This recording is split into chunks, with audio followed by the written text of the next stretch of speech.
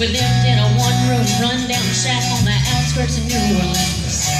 We didn't have money for food or rent, to say the least. We were hard-pressed. Mama spent every last penny we had to buy me a dancing dress. Well, Mama washed and combed and curled my hair, she painted my eyes and lips, and I stepped into a satin dancing dress that had a split beside clean up in my hands.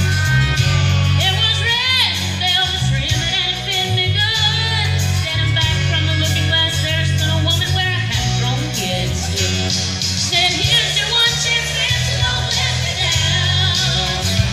She said, "Here's your one chance, fancy, don't let me down."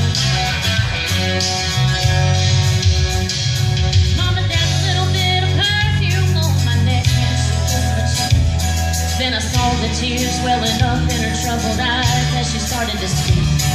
She looked at her pitiful shack and then she looked at me, took a ragged breath. She said, "Your pa's runned off and I'm real sick and the baby's gonna starve to death." She handed me a heart-shaped locket that said, "Divine on self-be-true." Then I shivered as I watched her rose crawl across the toe of my high-heeled shoe. It sounded like somebody else who was talking, asking, "Mama, what do I do?" She said, "Just be nice to the gentleman, fancy, and they'll be nice to you." She said, "Here's your one chance, fancy, don't let me down."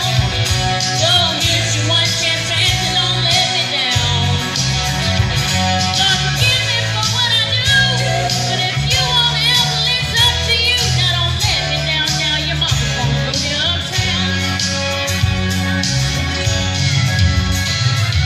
Well, that was the last time I saw my mother, not I left that rickety shack. The welfare people came and took the baby, Mama died and I ain't been back. But the wheels of fate started to turn and for me there was no way out. And I knew exactly what my mama's been talking about.